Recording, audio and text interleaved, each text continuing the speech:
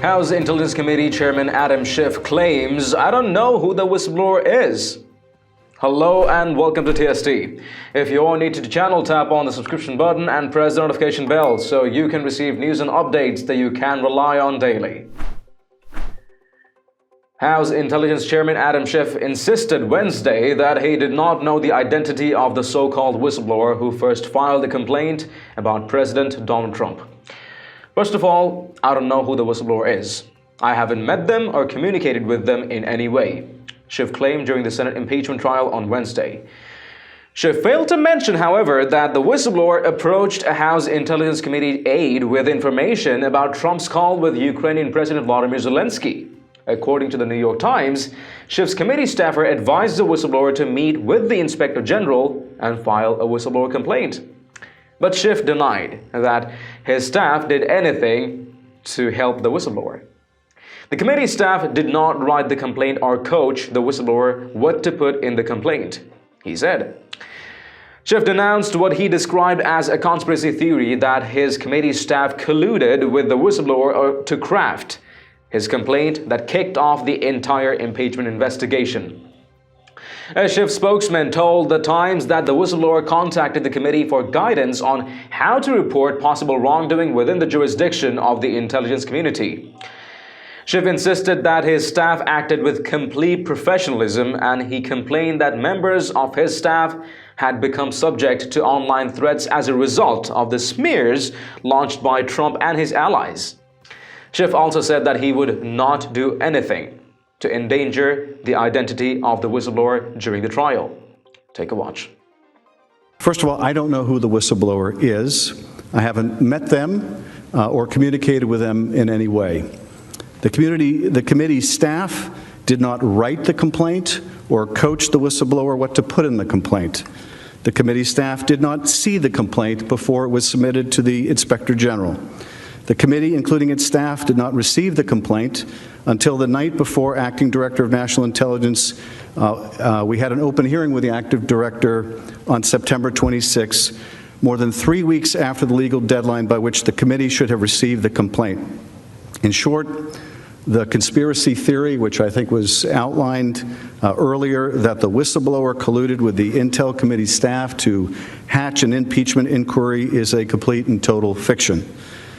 This was, I think, confirmed by the remarkable accuracy of the whistleblower complaint, which has been corroborated by the evidence we subsequently gathered in all material respects. So I'm not going to go into anything that could reveal or lead to the revelation of the identity of the whistleblower, but I can tell you, because my staff's names have been brought into this proceeding, that my staff acted at all times with the most complete professionalism. I am very protective of my staff, as I know you are. And I'm grateful that we have such bright, hardworking people working around the clock to protect this country and who have served our committee so well. And it really grieves me to see them smeared, and some of them mentioned here today have concerns about their safety and their online threats to members of my staff as a result of some of the smears that have been launched against them. I can tell you there's no one who can understand the plight of Ambassador Yovanovitch more than some of my staff who have been treated to the same kind of smears and now have concerns over their own safety. They acted at all times with the utmost propriety and integrity. Your Senate Intelligence Committee and your chairman and vice chairman can tell you, encourage whistleblowers to come to their committee, and so do we. And when they do, we try to figure out, is their complaint within the scope of jurisdiction of the intelligence community?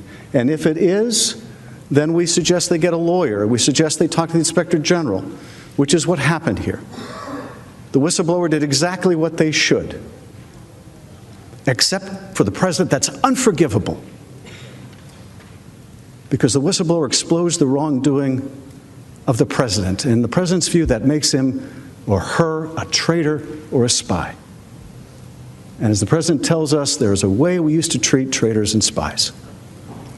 You wonder why we don't want to call the whistleblower? Well, first of all, we know firsthand what the whistleblower wrote secondhand in that complaint. There's no need for that whistleblower anymore, except to further endanger that person's life. That, to me, does not seem a worthwhile object for anyone in this chamber, on the other side of this building, in the Oval Office, or anywhere else. Republican Representative Elise Stefanik of New York called out Schiff on Twitter, accusing him of lying about the whistleblower. Stunning that Adam Schiff lies to millions of Americans when he says he doesn't know the identity of the whistleblower, she wrote. He absolutely knows the identity of the whistleblower because he coordinated with the individual before the whistleblower's complaint. His staff helped write it, she added. Republicans have repeatedly called for the whistleblower to testify as part of the impeachment proceedings, but Schiff has adamantly refused.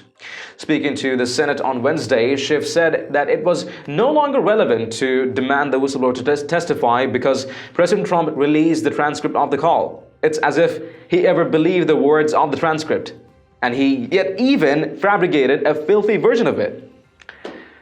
So he said there's no need for that whistleblower anymore except to further endanger that person's life. Okay, so Schiff mentioned in Senate that he is being very protective about his staff and all. So if one of his staff is working on a whistleblower complaint and is about to blow a bombshell, where's Schiff's protection there? If Schiff isn't aware of what the whistleblower was doing after joining the Intel committee, how was he so sure of the integrity and professionalism of everyone working for him?